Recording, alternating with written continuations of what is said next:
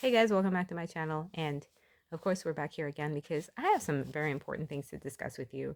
Things that I might have or might not have discussed on my channel before in graver detail since the onset of the putting together of a documentary that I'm going to be discussing this issue of child-free or childlessness. We're specifically looking at Germany as a I wouldn't say model country, but I'm saying maybe one of the countries that has a lot more to do, like raised eyebrow as to how serious it is in terms of the level of or the lack of birth rate in this country. Of course, countries like the US and Japan also have an issue. I know in Korea, I read somewhere and I could no longer find the article after I saw it that they had something like 3 months where no children were being born. And for me, it seems quite interesting, but I've recently started to, as a hobby, okay, this is how weird I am, taken up a very huge interest in the similarities between Japanese, Korean, and German culture. Specifically, Japanese culture and German culture have a lot of cultural conduits that are very, very uniquely similar. And I would love to get into some of that with you guys, but not in this video. Only to say that there seems to be a strong disconnect between the need for maintaining a level of fertility, maintaining a strong fertility rate at replacement level. That's simply not there. People are just not having children, and whether it would be German people or foreign people who move here, it's a huge issue in this country, and people seem to have a sort of they have a strong sense of obliviousness to this issue to the point where um, I don't really understand from a person who comes from a strong family oriented background what the real issue is as to why people are so negatively impacted by people who have children and who are so against having children. Like there seems to be this utopic mentality and mindset that somebody else is going to do the work, or maybe there's just a complete lack of understanding of how economies work and how economies are ran from the micro to the macro level. And it's fascinating to me because I always knew when I started doing my self improvement that um, one of the major issues that people have in house, like in their families, is the lack of financial competence.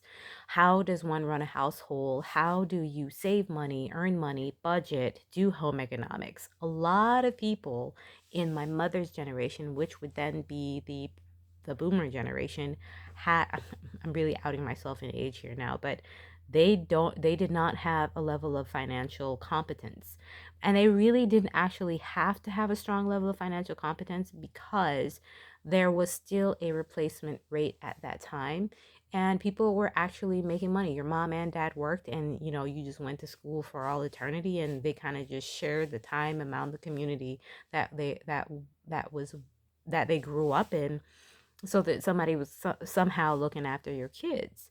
A lot of things fell through the cracks in my generation naturally because of this style of parenting. But with smaller communities like which I came from, there was always a grandma or some aunties, uncles who were there to kind of fill in the gap in some way, shape, or form. Now that people are becoming a little bit less connected to one another and a little bit more individual, people are allowed to make a lot of decisions as individuals as it pertains to their destiny and their trajectory of where they want to go as people. And I think it has come at the expense of what would be considered, and I use this word very carefully, duty, right? What what you are owed and what you are owed, what society owes you. And that's a question that I'm not trying to answer in this video at all, but it's always fascinating to me to see how many people don't really understand what the actual economic repercussions of a collective of people deciding not to have children will have on their overall well being in that society. Now, this is not an easy fix because first you'll have to talk about certain cultural dynamics that have taken place in the space of 2 to 3 generations that a lot of people are now, if at all, now just starting to actually address. And a lot of the times when people are addressing it, they're not addressing it honestly. Now, I'm going to talk about this a little bit more in my next video as it pertains to women who are choosing not to have children.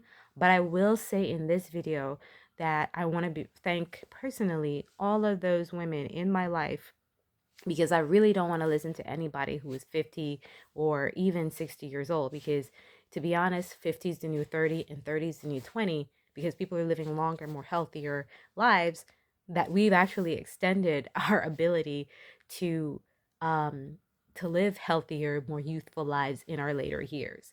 And so it is just now my mentors who have reached from the boomer generation, have reached retirement age, are very few of them, but they are the most of the women that are honest about this, are coming from that generation and age group, are now just telling me how much they regret not having children. The rest of y'all are still lying because you can still live your lives and have fun. But those who have actually lived long enough to see the long-term repercussions of being child free know what it does for real, and can see the impact when you are no longer able to live your best life and have your hot girl summers and all of those things. And so I'm really, really grateful for the women who have said to me, yeah, it's all fun and games until you start to realize the true meaning of mortality, and start to realize what it really does and how much of a strong impact it has when there is no one there, when your husband dies, if you have a husband. And the questions that come up at the end of a person's life, be it man or woman, is what is your legacy? And I find that people who I speak to who are in my age range, younger or 10 or 20 years older, don't actually get that and understand that until they reach to that age, if they do, to understand what's really important in life.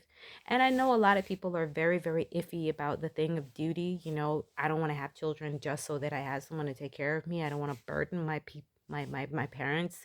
I don't want to burden my children with having to have to take care of me.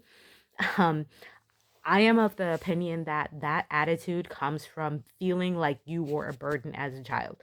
I was happy and proud to be able to take care of my grandfather. I'm always happy and proud to be able to take care of my mother, because they always felt happy and proud, not just dutiful, but a sense of joy in being able to give back and take care of and support and watch me grow. And so my attitude towards being a part of the community and family and collective is extremely different from a lot of people who actually only see family as a burden. And it's very sad, because I feel like that is one of the key things to unpack in order to get to the necessary natural place in a man and a woman's life to want to be a parent. So this is a very strong opinionated video. I hope that, you guys are okay. Stay safe and stay free.